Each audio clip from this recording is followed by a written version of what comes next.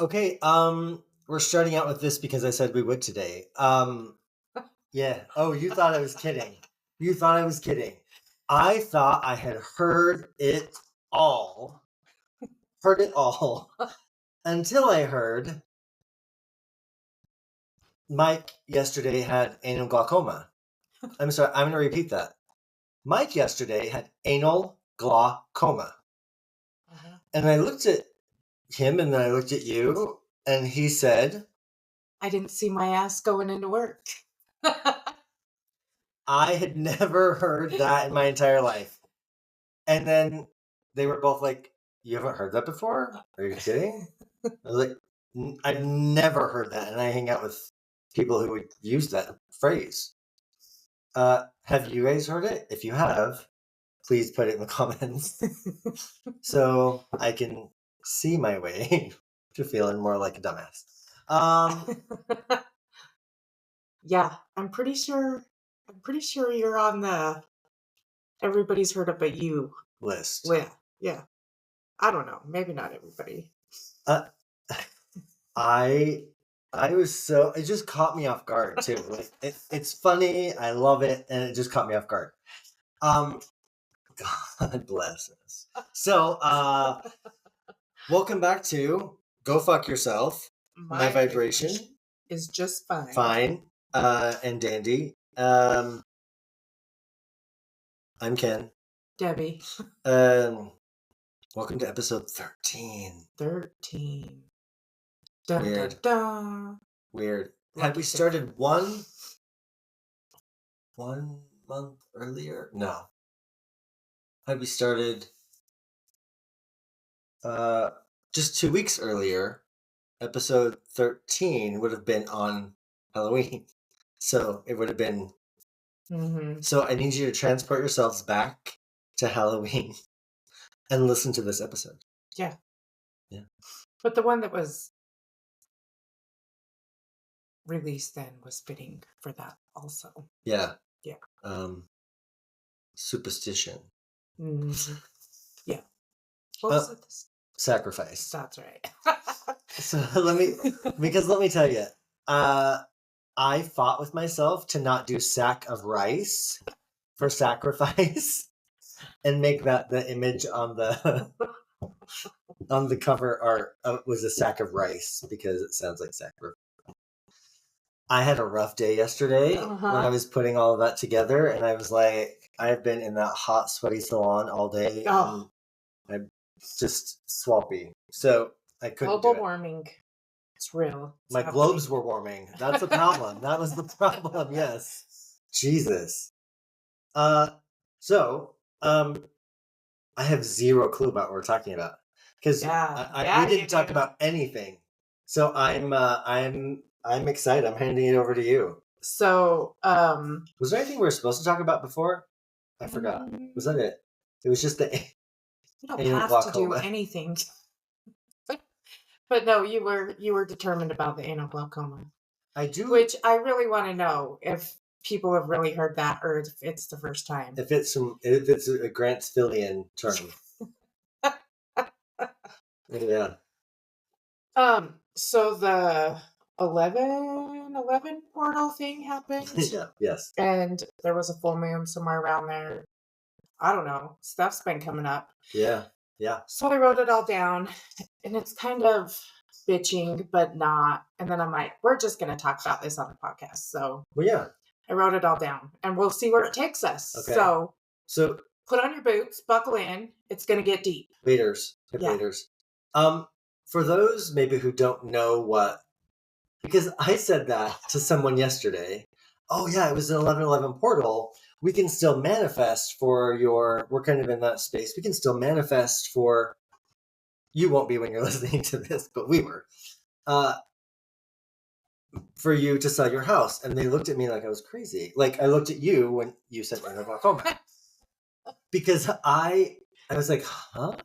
Really? They didn't know what an 11, I don't think they'd heard that term. So again, one of those terms in our realm that people are like, Huh? that we take for granted and assume everybody knows. Yeah, because the only thing the thing I always associated with 11:11 was it was the hour of angels, is what I was always told. Yeah, me too, but I don't look at it that way because I don't like angels references for No. stuff.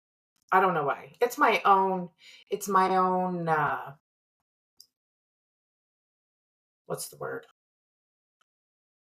Bias programming hang up. Yeah, because I Baggage. don't like Yeah. I don't like when stuff deals with, because it's got so skewed Yep. and insane. And when I hear the word angel, I think, oh, you're a judgmental prick that I'm never going to be good enough for. You know what I mean? Like, It's that's true. what I think Yeah. when somebody says angels. I'm like, oh, It's a okay. well, I think you're right. I think what's interesting is that how they speak about angels gives you a lot of information about their belief system in general, or like where that belief is rooted in like what religion or what spirituality or whatever. But so I had two thoughts real quick. Someone needs, because I'm sure someone already has. So if you know about this, just put it in the comments. Debbie might have heard about this. I'm not going to give away your kinks. All those like fantasy romance slutty books. Oh, yeah. Do they have angels in them? Yes. Okay. Well, the fallen kind. Oh, okay. Because it can't ever be a pure one that wants to fuck you. Well, actually, when they are the pure ones that like have the white feathers and light aura and all that, those ones are actually the dickheads, the assholes, the fucking manipulators who you have to do things a certain way and follow these rules. Okay. And it's the dark ones that are super hot and sexy, but also are wrongly judged and end up being really good people. Yep. Yeah, I like it. Yeah. That's a very okay. Hence why I'm addicted to those things. I said I wasn't going to out you, but you outed yourself.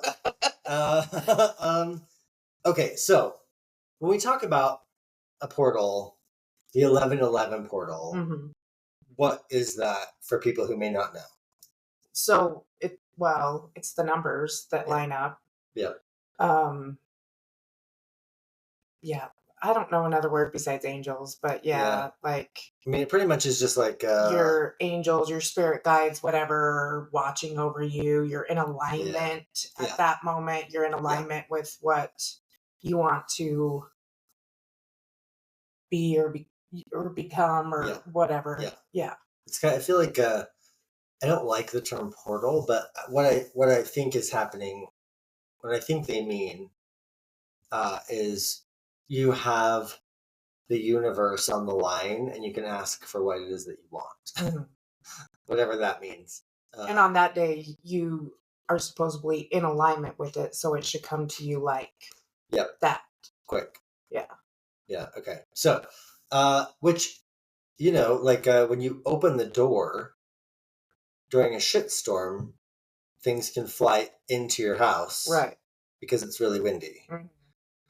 So sometimes you never know what's happened. Yeah. The opening of that space creates things around it and through it, and can cause stir-ups of shit. So are you telling me that's what you're feeling? Or calling you out? Yeah.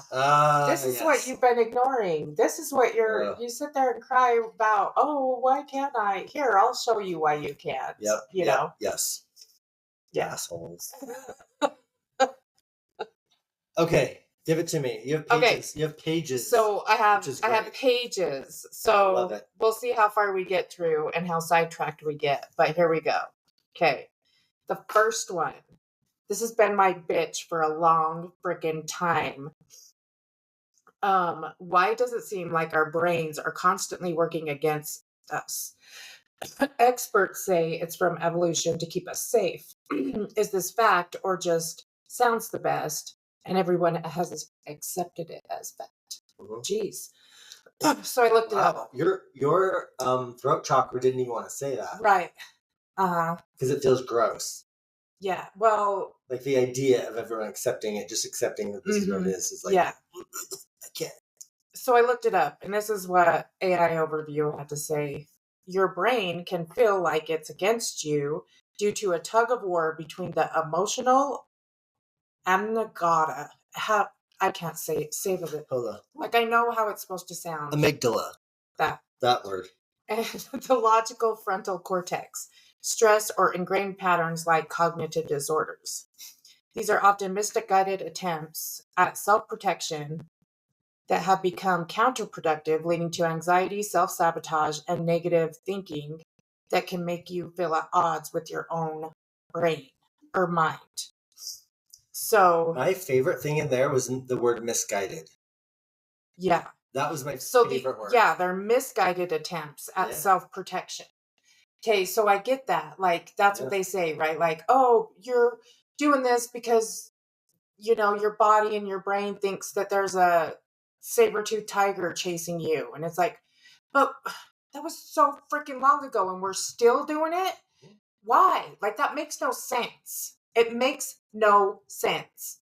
With the way everything else has evolved around us. Yep.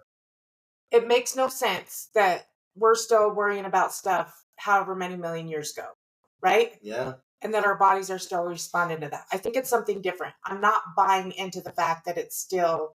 I get that there might be some, All okay? right. I'm not denying it. I like this. But I think I call bullshit on that. Just like that. Yeah. There is, yeah. Anyway. Wow. So. Okay, hold on then. Okay. Hold on. So read the AI overview again for me, please. Okay. Your brain can feel like it's against you due to a tug of war between the emotional amygdala and the logical frontal cortex, stress, or ingrained patterns like cognitive disorders. Or distortions, not disorders. Cognitive distortions, sorry. These are often misguided attempts at self-protection that have become counterproductive, leading to anxiety, self-sabotage, and negative thinking that can make you feel at odds with your own mind. So then it says you have a brain imbalance.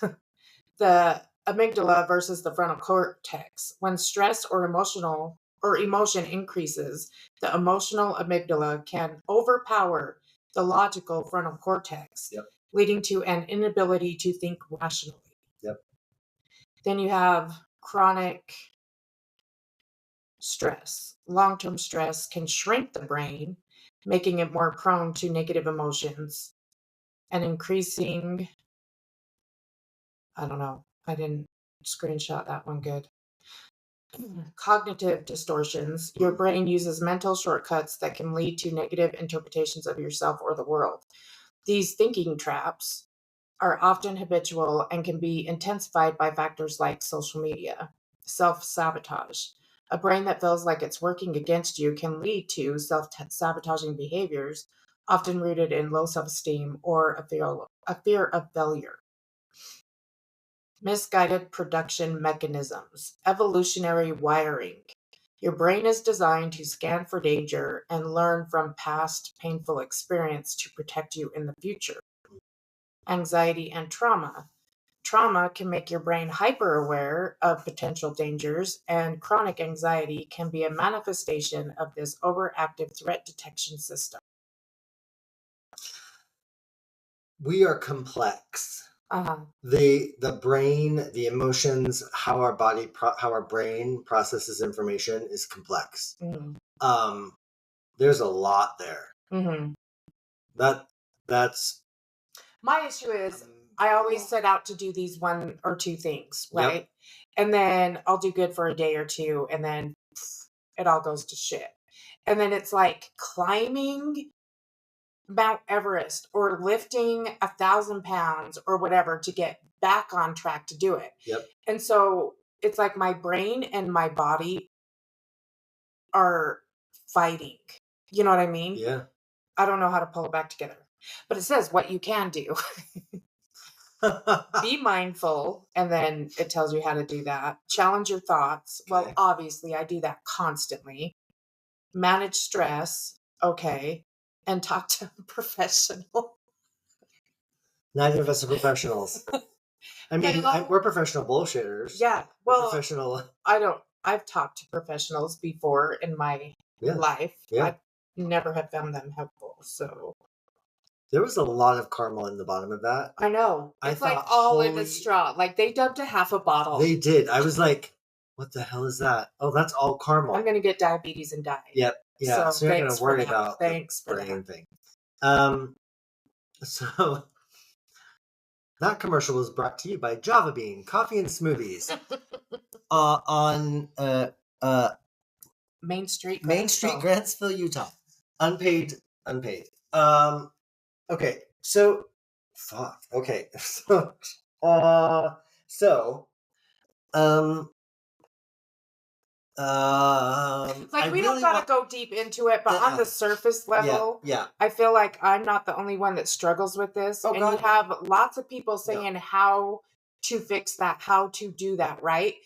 But nobody ever gets into the nitty gritty of where to start. And then when you feel like you've got it under, that's not a right word, but we're going to use it, control, because there is no control of it, right? Yeah. So when you've got it managed or whatever, they don't tell you about the in between shit. And I think that's what's missing from God so much in the world is the in between. Because, if I'm selling you my How to Live Better course, you don't want to think it's hard. No. You don't want to know that you're going to freaking cry and, snot everywhere. Yeah. The ugly cry and all that, the hard stuff. Yep. You just want to know, like, oh, if I pay you $5,000 to do this course, I'm going to walk out on the other side a totally changed, better version of myself. Yep. Implanted teeth, like Tony Robbins, tall, everything. Right. So let me, what I've, nothing is ever simple. And everything is simple. But I had that exact conversation this morning with the student who I had a call with right before here that made me late. No shit. Because when you went to say control, I was like, that I literally said to the student, I don't like this word, but it's the best word to do. Control. And it was in the exact same context because I never take notes, but I took notes for that. So because we were talking about the fact that they'd asked me the last time I had like a big awakening or a big shift in things, like 5 people died that year. Every job I had, I lost. This and that, like, and everything was falling apart. And I was like, well, yeah, because it's a cycle. You don't. My example was poor, but I think still appropriate. You don't just go to karate class for a week and then get a black belt. But I want to. I know, right? That's the karate class I'm going to. But what if I put it in my manifestation? That's what I want. And it's 10 years later and I still haven't gotten it. So here I think is also where the brain, what you've been talking, I like the word, is it called cognitive distortion? I need to look that up and look at that a little bit more. But the idea that, like, you could dig into that so deeply, right? For most of us. For days. And never come with an answer. Yeah, because what you'll find is that it's not just one thing. Right. Because the reason you're not...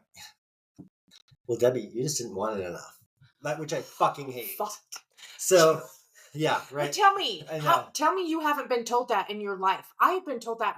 Well, if you wanted it, you'd make it happen. Yep. You'd do it. You'd sacrifice everything you have and want and of those around you. Because if you really wanted it, you would have it. Or do it. Yes. Whatever. Yes. Here is why I try to...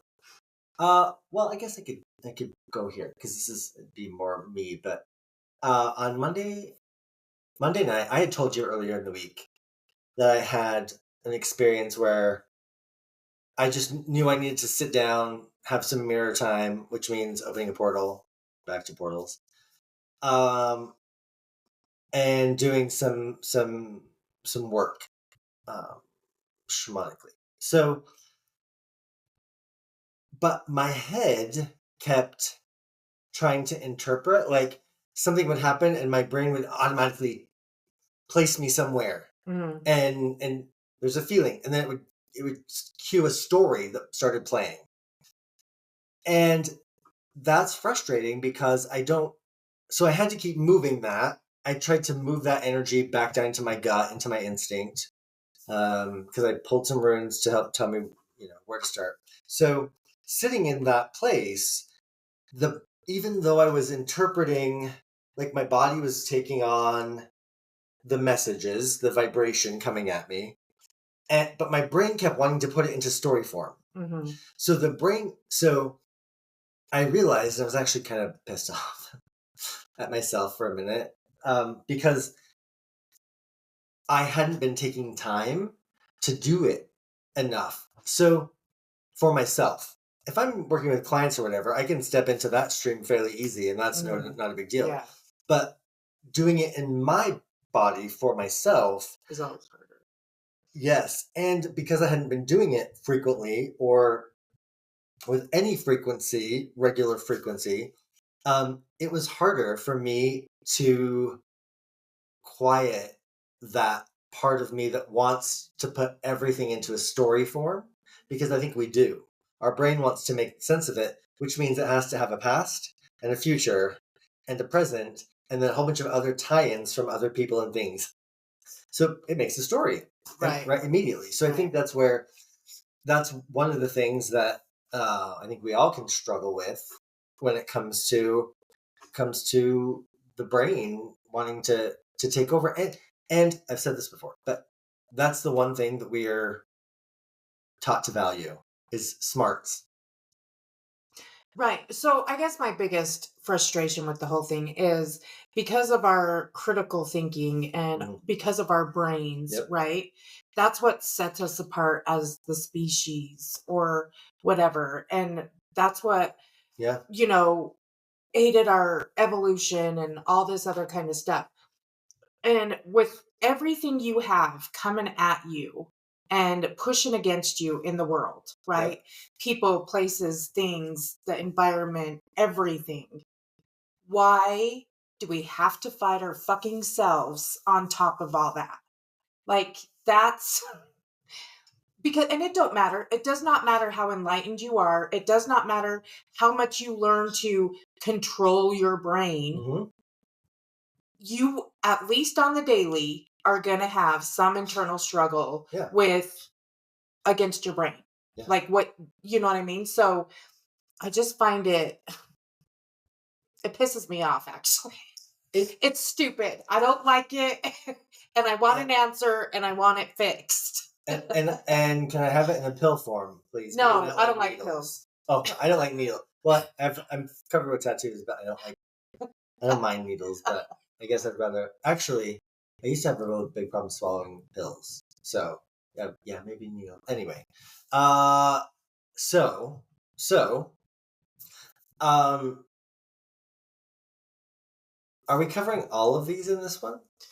We're gonna try. Like we're gonna say our piece on that one and move on to the next. My piece on that one is this. Sometime, well, I don't know if it's my piece. It's where I'm at right now.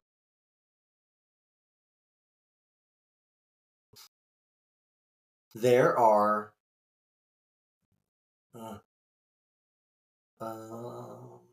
ringing in my ear. Hang on.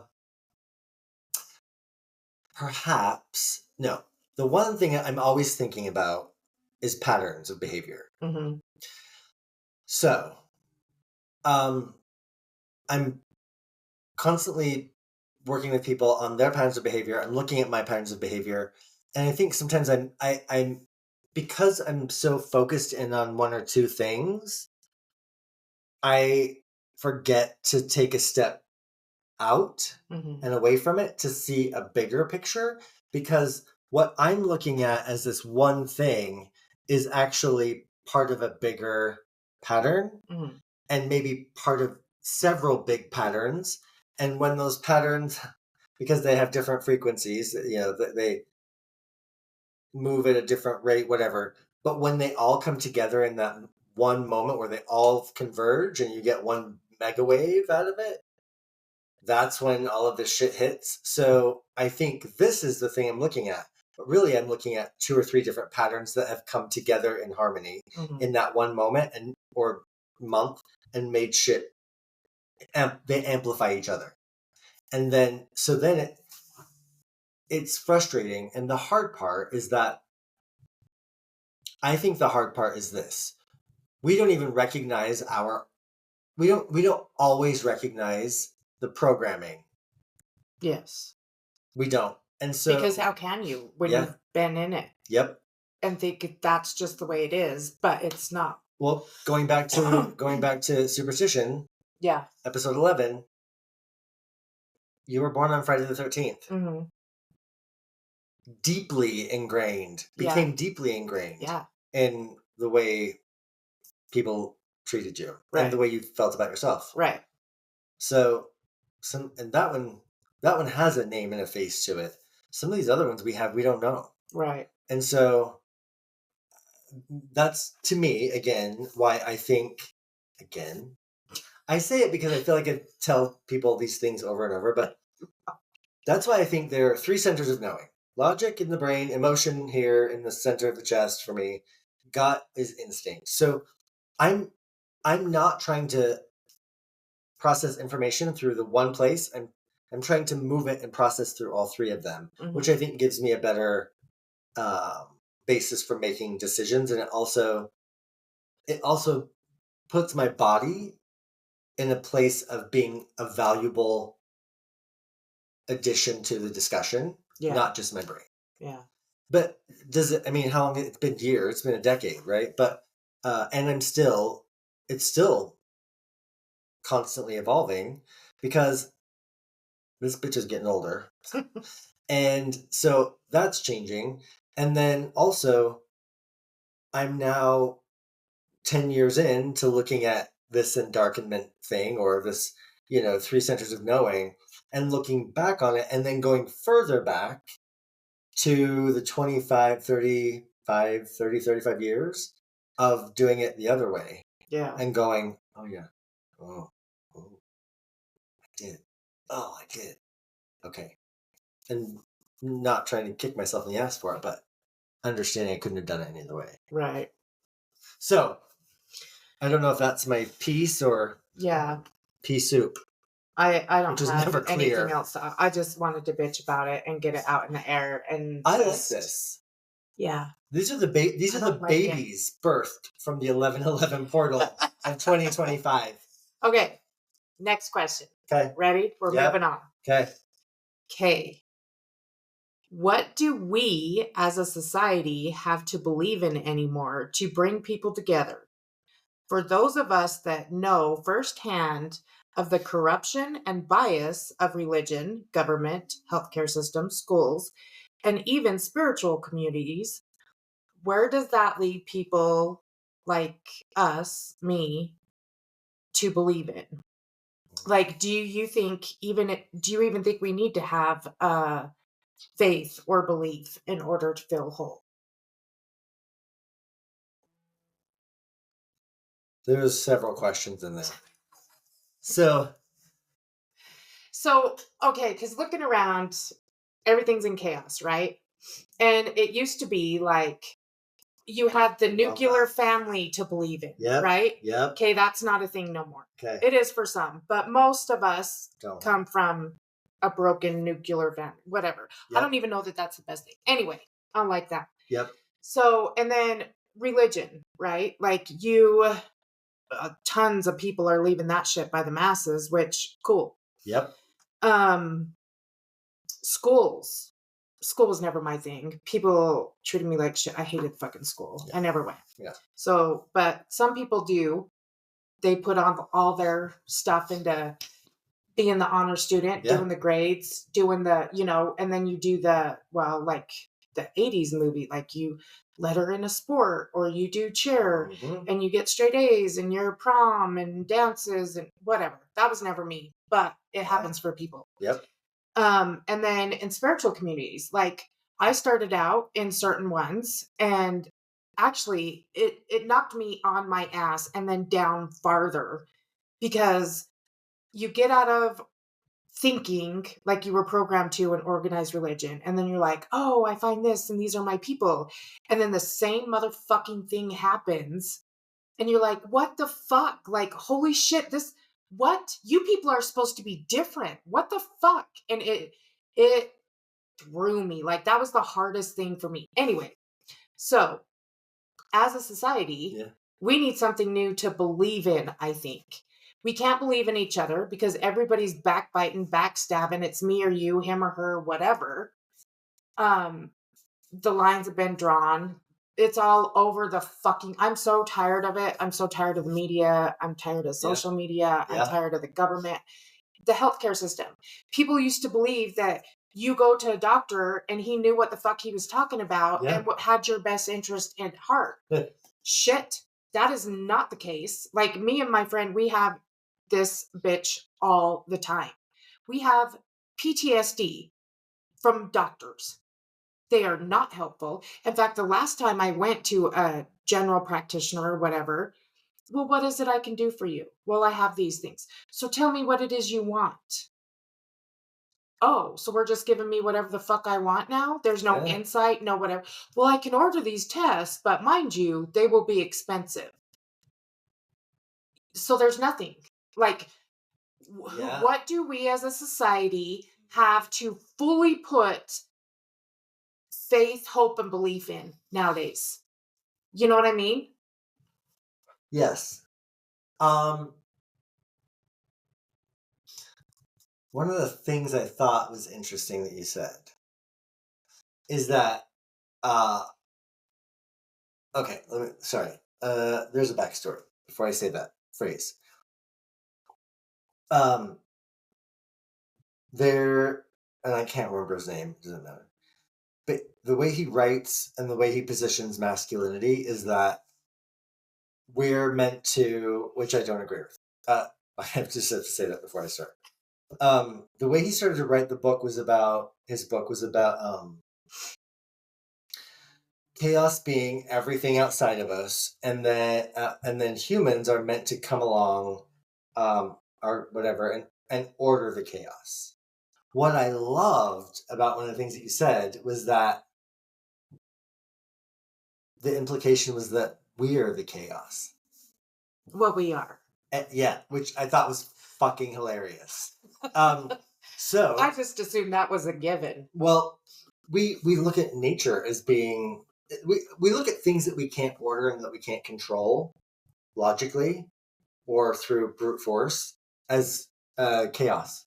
When we looked up, I think we've talked about this before, looking up the word chaos, the root of it actually means void, nothing. Mm-hmm. So we've changed the word chaos to mean this craziness that happens, but really chaos means nothing. The root of it anyway. So what I think is funny about that is that I can see where if we don't have anything to conquer, we will conquer each other. And if we are the chaos and chaos is nothing, I wonder if this thing that we call the brain that puts us above other species, and because it doesn't just automatically function in a balanced system with our body, I wonder if we were a bad science experiment. Like, I wonder. Seriously, you know what I mean? though, seriously. There's like, if you were to break it down, there's a lot of faults and flaws to the human species. Yep. Even with the way our bodies are, I mean, they're very delicate. Yeah. Oh, yeah. Overly delicate. Overly sensitive to fucking every goddamn thing. Yep. Yeah. We couldn't live here. We couldn't live in Utah, northern Utah, without clothes, a roof, food. Like, there's not enough food around here to support the Right. 80,000 people in Tulare County. Right. Well, and then you add on top of that hormones and stress and adrenal and all this other shit that could just fucking take you out because, Yeah. you know, Yep. All of it. it's ridiculous. Yes. I don't like it. Yes. So, you know, is it really, and maybe this is just the older I get, but I want only like a few people around me who are my core group. Mhm.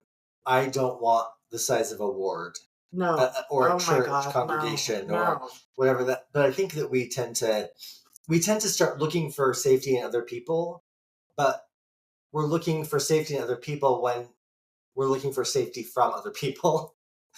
And so there's something about our expectations and our view of this that is a little messed up. And so I think that's my take on that kind of paragraph. So do you think we need to have put our faith Calling. and belief and hope into something in order to feel whole? I think if we were able to put our faith and hope into ourselves, that would make us feel whole. See, that scares me because when you say that, it's like, so it's you against the world. See, and that's when you say that, like, you're gonna put everything, your faith, hope, and belief in myself. Yep. Then it feels like, oh, it's me, and the whole world's coming at me. So here's where I think I had to shift my belief system in that paradox or paradigm. Is that when we had Blue Antler, and the group of us couldn't continue to be the thing that held everything together.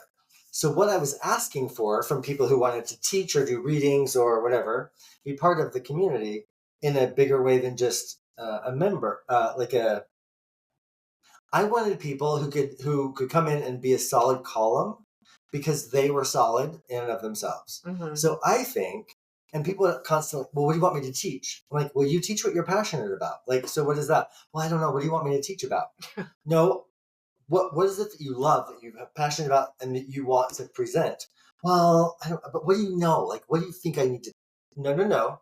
So, in that, I learned that I want people to be whole, complete, passionate about something, step into the community or my little group of people, and we all help hold the ceiling up together, the roof, not because we're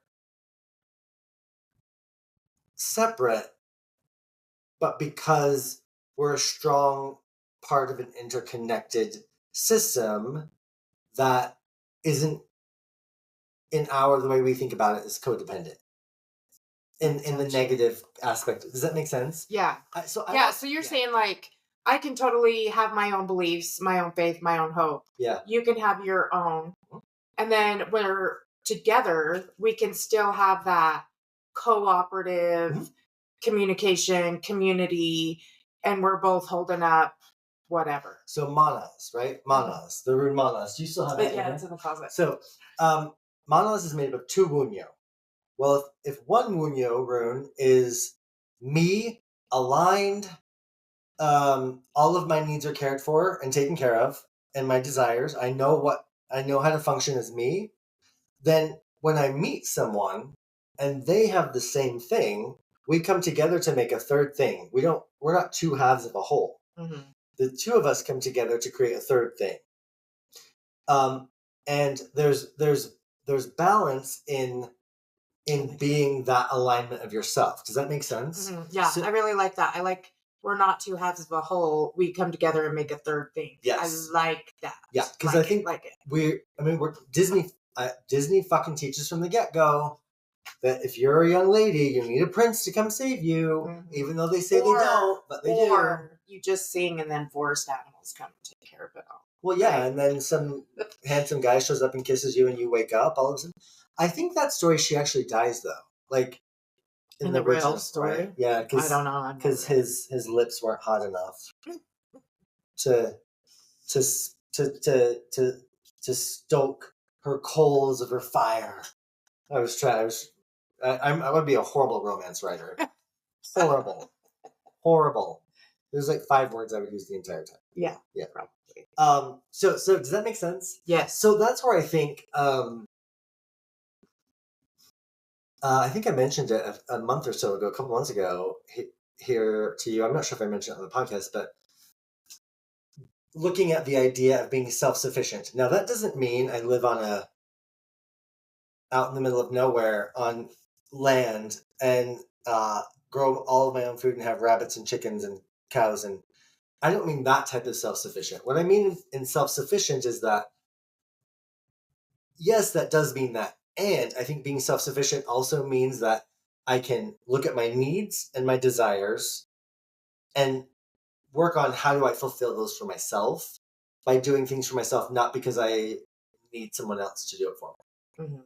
But we are constantly, even from the time we're born, and maybe not looking have for an other people. expectation when you do those things for Yes. yourself. The expectation for me is that I'm going to explore whether or not this thing, what it does for me. That's it. I'm going to open myself up. I'm going to try it. It may do nothing. It may be great. Right? I'm going to leave it there. Okay. All right. So, next one. Okay. What about rites of passage, like ancient tribal stuff? Yep. Do you think we are missing that? And would it be beneficial, or would it be just another way to be judged, another way to be found possibly unworthy or not good enough? Yeah, we're missing them completely. Yeah, we're missing. Well, for people who are biologically female and who begin their period, their moon cycle, whatever you want to call it. I was thinking that. So yes, all these girls, right? They're like, oh, we had a girls' day. My mom took me shopping, and I got this, and I got this, and I got this, and I'm like, wow, really? Yeah, it was like a whole big event. Yeah, I got told, I'm a woman now. You have 40 years to look forward to it. Don't fucking touch my shit. Wow. That was a thing. That was a thing. Like, you all celebrated this or whatever. You wasn't made to feel like horrible about it or doomed or like, wow. Holy shit. Somebody sat you down and been like, oh, this is great. And well, okay. That's one thing I would like. Some of the ways that people, it is not great. It is not great. It is not a blessing. It is not a gift. It fucking sucks ass. Okay. So maybe just be honest rather than saying it's not a blessing. Okay. To some, maybe it is, but it's not. It's not. Nobody that has ever like had severe cramps or been through childbirth has said, this is a blessing. I think when women, because tell me, I love being pregnant, I would be like, I don't believe you. Yeah. I don't, because I think, but they see it as no matter all the pain that they have to go through is worth it so they enjoy the pain. I'm like, okay, that's a whole power dynamic, kinky bondage, something masochistic, whatever thing. I think that not in every case. I'm sorry if you felt that way, whoever's listening. One of the things I think comes from rites of passage is the thing you're doing is tough. Like, you may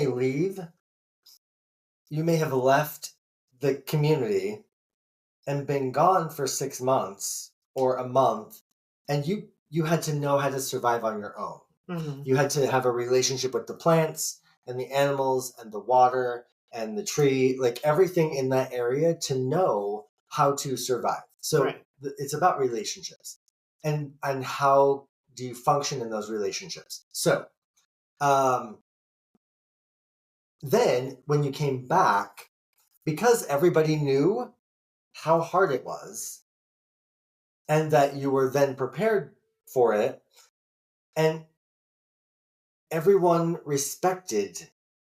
They might not have liked you, but they respected that you accomplished that thing because no matter what, it was hard. Mhm. So, pause, which is also why I don't give out certificates to anything I do for any classes or anything, because I'm like, I don't, you can come here and you can complete the 12 months of classes, and I don't want that hanging up on your wall, and I don't want you or me or whoever thinking that I don't want us to continue to place false power into the piece of paper that says you completed something. Right. Because it doesn't, especially with our school system, all that means is you were able to regurgitate the right answer that you memorized. Right. So you didn't necessarily have to think through anything and solve any problems. You just applied things that you had already memorized. So now, if we take that into our modern day, we do have rites of passage, and we A do couple, but none that are significant. Like when you get your driver's license, when you graduate Yep. high school, when you graduate college, when you start your first job, when you buy your first house. Mhm. But it's all, I mean,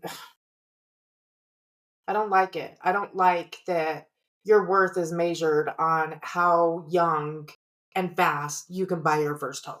So, in our society, everything will be tied to money and capitalism. I know. I So, don't like it. I don't either.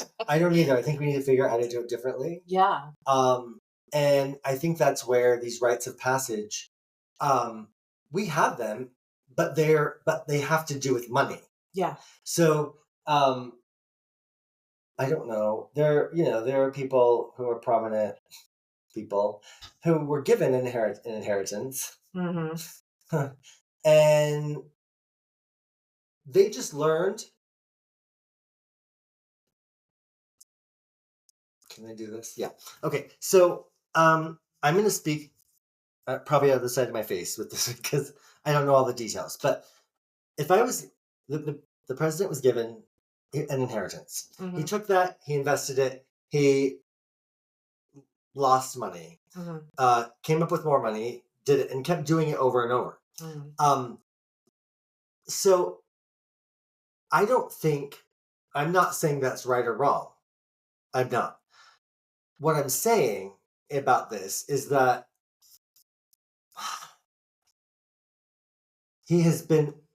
people like that become elevated in our society because they know the loopholes, because they know how to interact with money, because they know how to interact with money wealth. Whether or not they have to actually put in a 8-hour shift at McDonald's for it or not, they know how to do this. Mm-hmm.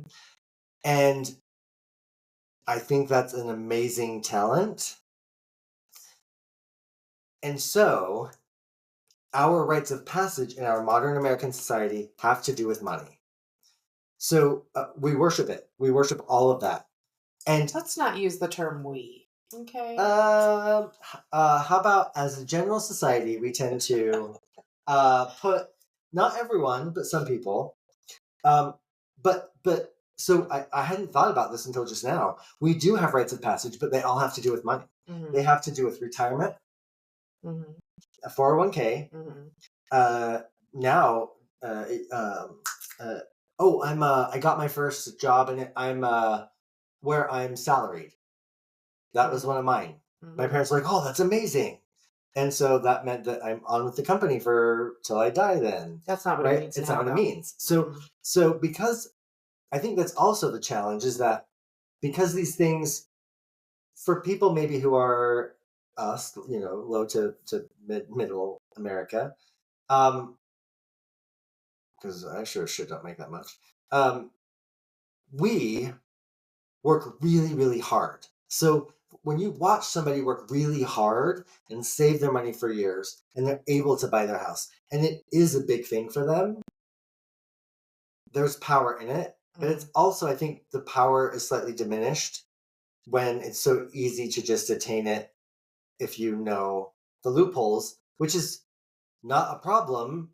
Again, it's how this system works. So maybe we're looking at loopholes wrong.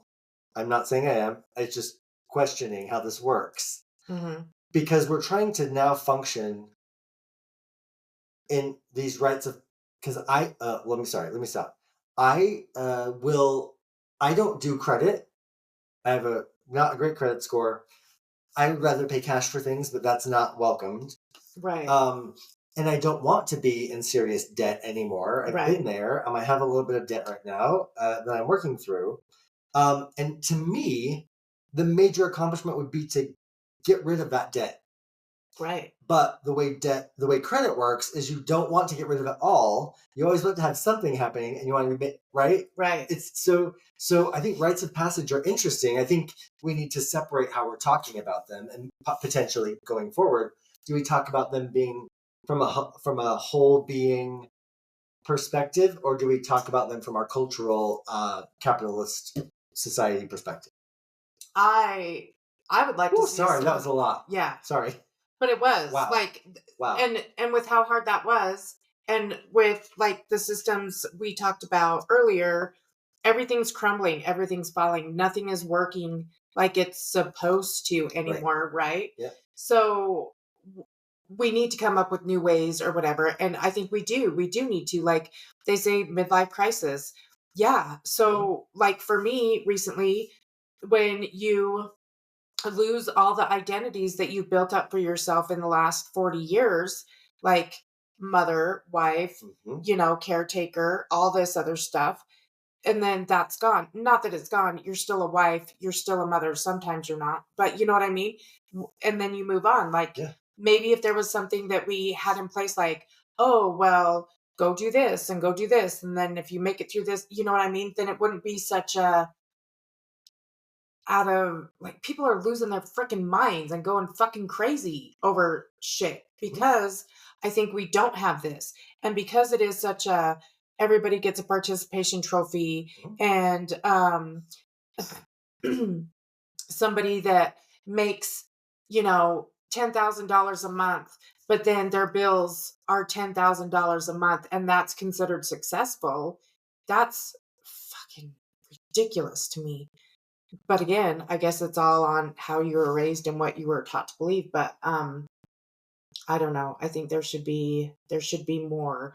And like, yeah, when you do hit your teenage years, and it shouldn't just be like for a girl because she started her period. Like, it should be something else. Yeah, because they would say, "Oh, you're a woman now," right?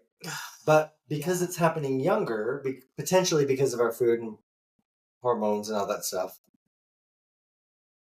that young woman, that 10, 11, 12-year-old girl, because of how our society works, is not a woman. No. She wouldn't have been learning how to do all the things to then at 16 be married and have kids. Right. Like, it's a very different. So I think I posed a question to myself once that if we're talking about our modern Western society as being American, as being a spirituality or a religion or a way of life, that potentially the people on Wall Street would be the church, and people who are really good brokers who could make money out of nothing would be the people who we would consider shamans. Yeah. I was, when I started looking at it that way and going, well, we have more belief and we put more time and effort in as a general population, sorry, not all of us, into scrolling Amazon or social media than we do into communing with ourselves or communing with a divine deity that we would consider deity from a religious perspective. So we're creating the gods of the future with these companies. Mm-hmm. And so I think the most important thing to look at for myself is, where am I spending my time? Because the time I'm spending there, I'm giving my power into that. So I have made Netflix one of the most powerful gods because I wish I was Netflix and chilling, but that's not what's happening. I'm just Netflixing. And so, you know what I mean? So like, I think it's an interesting place to look. And we're 54. Okay, wait, real quick. So you have a few more, right? Let's do one more and then we'll do, oh, what's that one? It's like kind of all in one. Is that a whole separate episode? Yeah? Like, should we deal with this other pink one and then the purple one we'll deal with next time? So that we are to the bottom of the pink. The purple Oh. one is Your manifesto? pretty much all one. Is it your manifesto? No. Oh, we need a manifesto. I don't even, no. Okay, so Yeah, that would probably be a big should one. we do that? Okay. So we can do, yeah. What rites of passage or whatever would you like to see? Like, let's say for our age and soon retirement is coming. Like, Yep. how should that be celebrated, or not as a, oh, now you're going off to die because you're a useless fucking burden to society. Like, how would we rearrange that doesn't have to do with, oh, well, I can retire financially well, or, oh yeah, I have a house to live in, or like, how do we do that to where it's not dependent on kids or grandkids or the system or whatever? Like, how would you walk into something like that as a rite of passage and feeling good and whole, and like, instead of, well, fuck, now I'm going to waste away and die, to now it's going to be the next best part of my life? I think you hit the nail on the head with part of your question. Because you said, how do I do it without kids and the system and all this? I don't think you can. I think let's talk about Berkana real quick. The rune Berkana. It's the rune of the mother. If we go back several hundred years, potentially in a very drastic situation, if a child were born, I say this story all the time, and the child were had something wrong with it, that would ultimately be a drain on the resources of the community. Mm. It would have been put out. Mm-hmm. So, and given back to nature, so that the community would thrive and survive and it wouldn't be drained. Mm-hmm. I think we do not give people who are about to retire value. We don't. So if we were living 3 generations to one household, you would be going off to work. Your parents would be taking care of your kids. Mm-hmm. So everyone had a job and a role. And once you got too old to go and work anymore, somebody else would be doing that. And so there was this turnaround. Right. I think that system gives people purpose. It gives people value. I think what we see now is that, the end of the baby boomers it's all about retirement. So I can travel, or I can move to Mexico, or I can go somewhere and then retire and live my best life. But I think what we're experiencing as being Gen X is, and then even millennials and Gen Zs, we want our whole life to be purposeful. We don't want to have just worked for 40 years to then do that. Right. So we have this bit of a disconnect. And so we also don't necessarily see the baby boomers, some of us, as being anything helpful, because they also want to be cut off from responsibility for anything else, and they want to go do their own thing. So in a way that they don't want, I think, potentially, there is I want to be fulfilled in my own life, but that I'm done doing things for other people. Mm-hmm. So there's a big, like, I think there's a like a jumping in tracks as far as the generations right through here go, in terms of how do we value people, how do we value each other, and Very little. very little, very little. We, in fact, going back to the rites of passage, you have, like, your goal is to be able to get to graduate college, get a job, get your own place. So the way it was described to me once was a brilliant thought. In the city, you have a skyscraper full of one-bedroom apartments, full of single people who have accomplished that, but they're alone. Yeah. They don't even know the people who live around them. Right. So there's no community involved in it. Right. But the rite of passage you have accomplished, and yet the rite of passage doesn't. That's it. That's it. The rite of passage doesn't create fulfillment of anything. Right. Because it's money. Right. All you're doing is showing that you can make money and do this, but money doesn't have any serious value when it comes to that. I think for most of us. So I think it's messy. I think for me, I would like to travel. I keep saying that, and there's a disconnect in there for me somewhere about that and money, but and responsibility. But I think also it's hard. It's hard when, going back to manas, I've talked about being self-sufficient. As far as emotions, needs, desires. Well, in our current society, you cannot, most of us can't, without system support, right, survive. Right. So when we get to the point where, oh, I want to retire, most of us, because we've also heard it in social media a lot, you can't retire at 65, 67 now. By the time I get there, it'll be 70 something. So right. Well, and also the problem too is, like, my grandfather's time, he never expected to live to 70. Nope.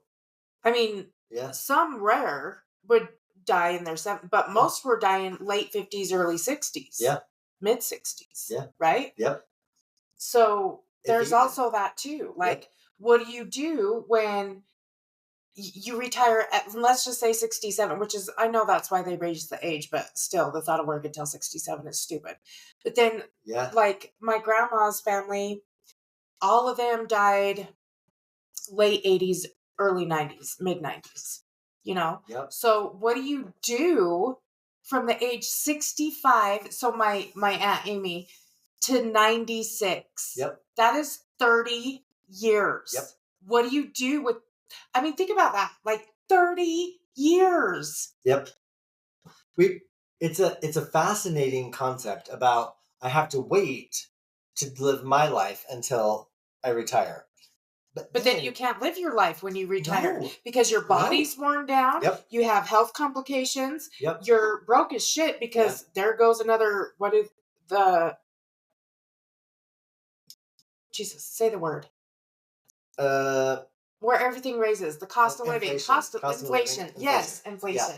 Yeah. By the time you've gotten through that 30 years, the money you had budgeted or given monthly, it doesn't even cover the grocery bills. You're right. Let alone rent, or let's say you managed to get your mortgage paid off before retirement. Like, property tax alone will kick you in the fucking ass.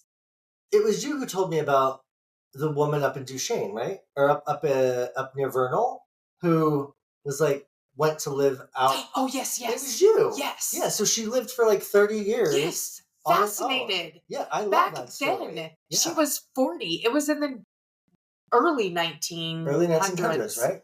Yeah. had multiple husbands, divorced them all, kids were grown. She went and lived out in the middle of nowhere by her damn self. With animals, and took care of Yeah, animals, and took care of her had a ranch. garden. She Yeah. gardened, she canned, she took care of Yep. livestock. She, the water. I mean, there was no turning on a faucet back then either. You know what I mean? So yeah, she's my hero. I don't know, but yeah, it was amazing. Fascinated by that story. I absolutely love it. And even if now in Twilla County, with the amount of cost of value of property, whatever, the amount that the taxes went up on property tax, if it continues, because it will, I don't want to put that out there, but I'm sure it will for a little bit. She couldn't have done that because she wasn't making any money to pay for the property. Right. So well, and now too, like she figured. So this Josie lady, she figured out a way to like get water without having to pay for water and water rights, because there was somebody saying, but it was something about like if the water was underground so many feet, then they couldn't. Anyway, I'm not sure the whole story, but so even now, think about it though. Let's just say you owe your whatever. The average, let's just say you don't have a retirement and you're living off of Social Security. Yeah. The average is $1,200 a month. Yep. Okay, I know somebody, their property tax for the year was $4,000. Yep. Yeah.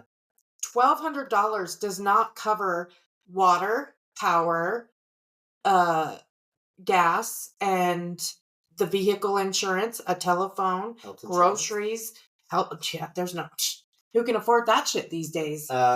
Fucking nobody. Nope. And I keep hearing people saying, I've actually heard it several times in the last couple of days, I'm just going to take whatever I would have paid, put it in an account, because I can pay. Well, you had this happen to you. Yeah, yeah. If you could pay cash, it was going to be cheaper. Mm-hmm. So why even have insurance? Exactly. Just pay cash. Right.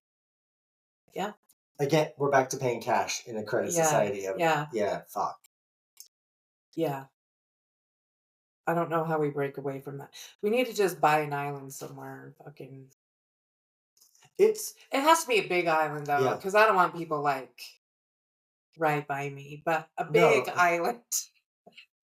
You know what? To where we all have space. Yes. And we're not sharing a wall. Yep. Yeah, no. And we can do our own thing. Mm-hmm. And then it's an island, so it's international waters, so we don't have to worry about all this shit. No, I hope not.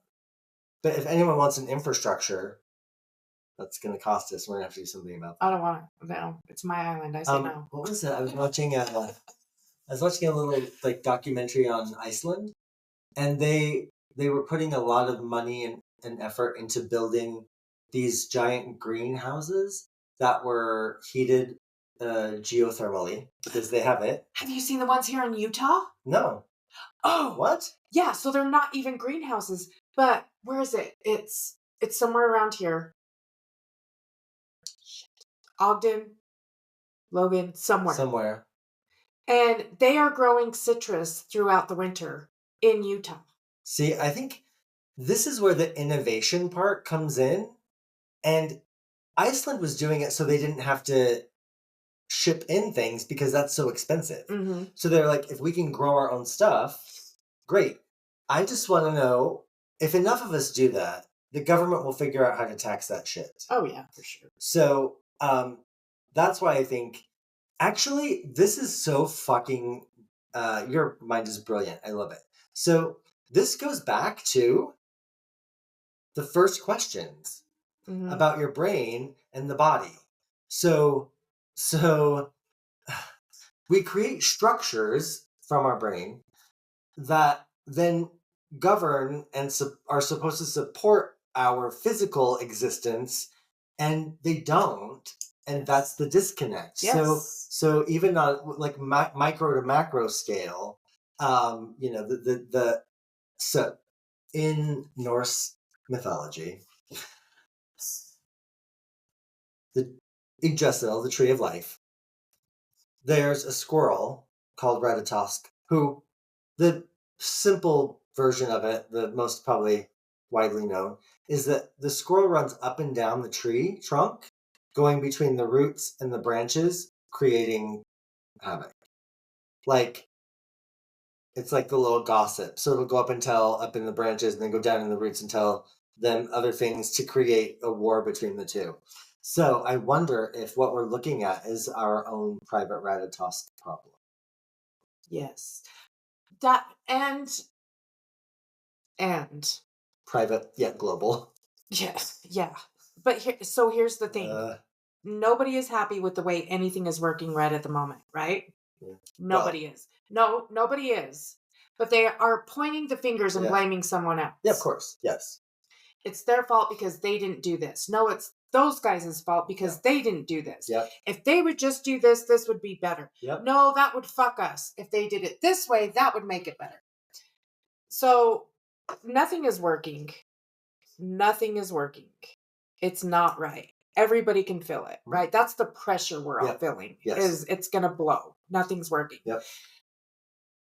But everybody is buying into it and pointing fingers. Like, it hurts my fucking brain that people are still putting their faith and belief in, I voted for this guy and he's going to change it and make everything right. No, he isn't. No, he isn't. I do find it interesting, like, so you have the politicians, whatever, but also Hollywood. Like, all the stuff that's coming out of Hollywood, like, people wanted to be actors. They wanted to be famous singers, all this stuff. But, God, the nasty dirt stuff coming out of that. Mm-hmm. And I don't know, have you seen the videos of, like, what the fuck happened to them? Like, the minute they get famous, like, you put side-by-side pictures of them, and they look like death in one and something in the other. And they're saying, oh, they're AI robots or whatever. I don't know. But all I'm saying is, it's no longer seems to be the goal or God, I want to be that. I would like, even athletes, I hate even mentioning that, but people want to be them. And I don't. So people are still trying their damnedest to put all their faith in these systems and in these fucking people that do not give a fuck less. Like, they could care less. You die tomorrow, they don't care. Your favorite athlete, your favorite celebrity, your favorite politician, they don't give a fuck if you're here or not. And we're going to keep putting all our faith and belief in these systems and just hoping to God somebody makes the right decision that's going to change and fix everything. But it's never going to. And it hasn't worked in a long time. But people still buy it. People still have the dream of, I'm going to be rich and famous. I'm going to be rich and famous. It's exhausting. Like, I don't even want to. So, a video, the people who founded doTERRA. They are selling their house in Utah for $43 million. What the fuck? It's designed to look like Tolkien's Hobbit, whatever, but without all the fantasy stuff. Explain that to me. It's supposed to look like something from Tolkien, but without fantasy? Okay. Anyway, I'm scrolling through the pictures, and some of the stuff, like their pool guest house is 3,600 square feet for the guest house. Okay. Wow. And people would be like, oh my God, wouldn't that be so amazing? Like, I was scrolling through pictures. There's a movie theater. There's a bowling alley. There's the indoor swimming pool. There's a bridge. There's all this stuff in this house, right? Nope. And I just look at it and I'm like, but I would not. I would buy acres and acres and acres and acres of property. Yes. But not. And have a little tiny house. Yes, correct. Me too. I would never have I don't know. Anyway, so if we know the systems are failing, we know nothing's working, people are miserable, yet living longer lives than ever. But we're still going to put everything we have and believe in these failing systems and act like it's going to work. We're still going to be like, oh, well, because this is what people say I should have my goal. My goal is to be rich and famous. And if not famous, at least rich. But everybody's still going to do that. That's what we're still going to go with. Even though it hasn't worked and isn't working and hasn't worked in a very long time. Well, that's fucking great. My hope for humanity is super high.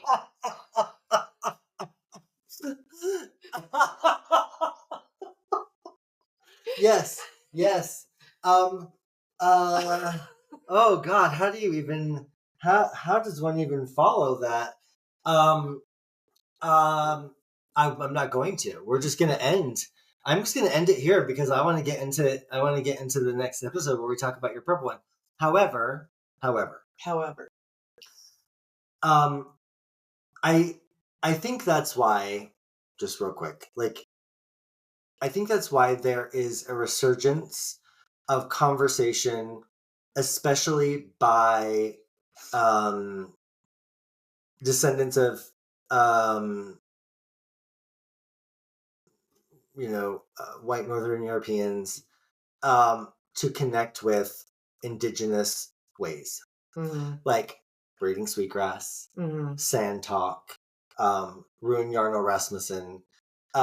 Those are in the curriculum for intro to the Northern tradition because it's meant to bring back the visual. For me, I say visual first because I have to see it first. Or I don't have to, but it helps. To bring back the structure of relationships and relationship to the land as a being, the plants as beings, the animals as beings, to bring back that mentality to move us out of this capitalist hierarchy of patriarchy and Abrahamic faith stuff. That I'm not saying there's anything wrong with Christianity. It's a hindrance and a crutch for some people, and it has nothing to do with And the religion. It just has to do with them. yeah. And so, Well, and then one thing you mentioned in another podcast, I don't know which one it was, but when it's in the last two, I think. talk a lot. You know how you said like when systems aren't working, so the Catholic lady or whatever came to you. Yep. And so we're turning back to those systems because the systems now don't. Yep. There was also something else, like an article or something I read about that. And that's why so many people are like joining up more paganism or Wiccan or whatever, because that's failing. And everything is failing. So they're going back to the voodoo and witchcraft and all the things that are supposedly bad. Yep.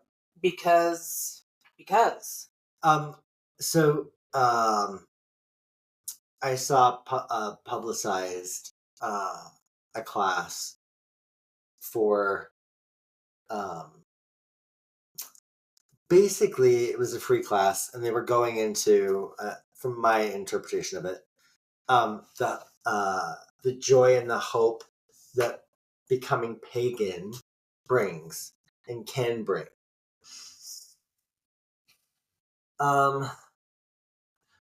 What I have experienced when I bring up in that place, which I love those people. And it's a bit, it starts to become a little bit like, we're going to fake it till we make it, as far as, I'm going to be hopeful.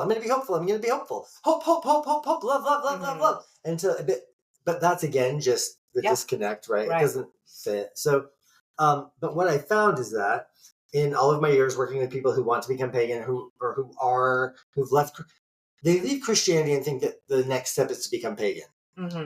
Well, there's a ton of deprogramming. Oh yeah. Because I think you can't be pagan if you're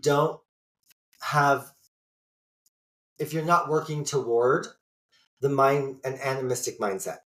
Because being pagan means you have relationships with the things around you, including the land and the beings, all of that. So there is a very different mindset from that to there, from Christianity or structured faith to a more indigenous system. So it's a mental mindset. It's programming. It's thinking. It's how you think about and what your worldview is about these things and how you practice that. And but what I've seen is that the first thing we go to in paganism is, well, I really do want a patron deity. Bitch, you just left a deity. and you just left a religion Yes. that has a whole book of rules. Yes. If you want that, go back. And so I'm not sure if it's pagan, but you also, I don't know if it's paganism. I don't know if it's Wiccan. I'm not an expert on those. I do not know. So don't hate me. But the hierarchy structure is like very strict. And in certain covens or whatnot, you have the boss and then it all trickles down from there and the boss word goes, you know? Yeah. So it's a thing. Yeah. And it's how it can get ugly too. I was having a discussion with a student the other day about they were having a hard time. They have a hard time with dogma, and they have a hard time with some religious structures. And they weren't even Mormon. I'm not really actually sure how they grew up, but so we were talking about Yggdrasil, the world tree, and how I believe it never in any of the lore tells you that it's never described. It's described as a tree, but it's never described as being an upright tree. But it does kind of, I guess, the visuals that we get are people putting art onto a piece of paper that have a tree with certain worlds up in the top, world around the middle, and then in the roots. And so from a ancient or maybe even indigenous perspective from the North, Europe, and a lot of other places, you have the middle world, which is the one we live in. You have the sky, and then underground, right? Upper, middle, and lower. So, because in my tradition, the way people would see it would be that the Aesir, the people who are the gods of thought, like the sky gods, are at the top of the tree. Well, yeah, that makes sense. All of your sky gods are going to be at the top of the tree because it's closest to the sky. Yeah. But, and because he was having a challenge with the structure of seeing it as a hierarchy, I said, it's never ever described as that. So lay it down on its side and put all of the worlds level. And he looked at me and he started thinking, he goes, oh my God. He goes, I've never thought about that. I'm like, you're also now looking at a structure, a system that was recorded during a time of Christianization of Europe. So, of course, the people who are writing some of this stuff down never lived it. They're telling the stories. They're putting it into the context through which they see it. And I think that's what happens with us is I'm looking at paganism going, oh, there are many gods. Yes, I don't want to believe in one. I want there to be possibility for many. But I'm still going to grab onto the god and treat them the way that the Abrahamic God, the God of the Christians, wants to be treated. Right. But that's not the relationship system within a pagan, indigenous, earthly system.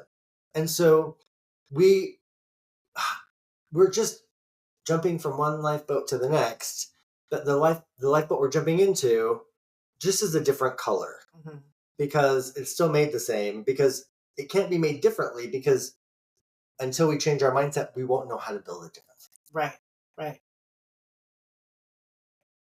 Wow. Ta-da! Wow. You're welcome for that hour and 22-minute. Wow, your questions. The questions birthed out of the 1111 portal were fan-fucking-tastic. Yeah, and there's still more. There's more, yeah. So, join us in 2 weeks, 15 days, whenever, for the next episode, for episode 14. But until then, if you start spouting and talking about the things we were talking about and someone doesn't like it, all you have to do is tell them to go fuck yourself. My vibration is just fine.